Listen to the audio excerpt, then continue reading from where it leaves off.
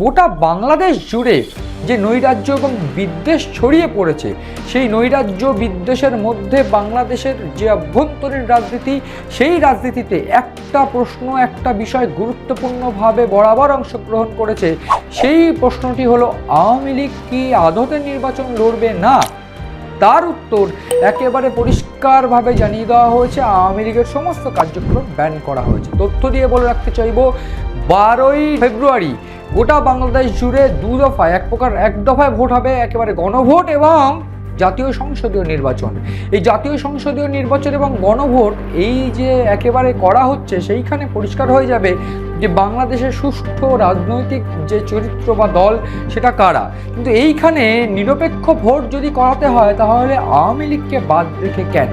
যদি অভিযোগ থাকে, সেক্ষেত্রে অভিযোগ তো শেখ হাসিনার বিরুদ্ধে। সেক্ষেত্রে আওয়ামী লীগ দলটি কেন, গোটা দলটিকে কেন ব্যান করা হয়েছে? সেক্ষেত্রে কতটা নিরপেক্ষতা থাকবে এই নির্বাচনের, সেটা নিয়ে প্রশ্ন উঠতে শুরু করেছে। যদিও শেখ হাসিনার তরফ থেকে এই রকম যে নির্দেশনা বা একেবারে নির্দেশিকা দেওয়া হয়েছে, যে পরিষ্কার করে যখন বলা হচ্ছে যে 12ই ফেব্রুয়ারি নির্বাচন হবে, ঠিক তখনই শেখ হাসিনার দল আওয়ামী লীগের তরফ থেকে এই সমস্ত নির্বাচন নির্ঘণ্টকে একেবারে প্রত্যাহার করে বলা হচ্ছে যে বাংলাদেশে তো কোনো রকমভাবে গণতন্ত্রই নেই।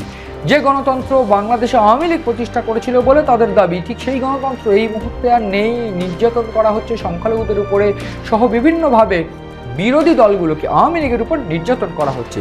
এবং সেক্ষেত্রে এই নির্দেশিকায় বা এই বিবৃতিতে আরও বলা হচ্ছে যে আওয়ামী লীগের এখনও ক্ষমতা আছে নির্বাচন লড়ার, মানুষের সামনাসামনি আসার।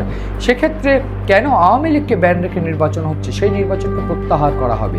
ঠিক এই রকম বার্তা যখন পৌঁছে যাচ্ছে গোটা মানুষের কাছে, গোটা বাংলাদেশের কাছে, ঠিক তখনই কয়েকটা প্রশ্ন বারবার করে উঠতে শুরু করেছে যে সেক্ষেত্রে বিএনপি, এনসিপি, জামাত সহ বিভিন্ন রাজনৈতিক দল অংশগ্রহণ করলেও কেন আওয়ামী লীগ অংশগ্রহণ করতে পারবে না? সেক্ষেত্রে উত্তরও উঠে আসছে আবছা গলায়। এরকম উত্তর একেবারে কানাঘুষো শোনা যাচ্ছে গোটা বাংলাদেশ জুড়ে, যে বাংলাদেশে এনসিপি এবং বিভিন্নভাবে জামাত একজোট হতে শুরু করেছে। এবং ঠিক এই জামাত এবং এনসিপি একজোট হওয়ার অর্থ, সেই এনসিপি দল বা যেই ছাত্র সংগঠনের কাঁধে ভর করে এই মোহাম্মদ ইউনূস তার এই দীর্ঘ 16 মাস হানিমুনেটিক পিরিয়ড কাটাতে চলেছেন, ঠিক সেই জায়গায় নির্বাচন কারা লড়বে?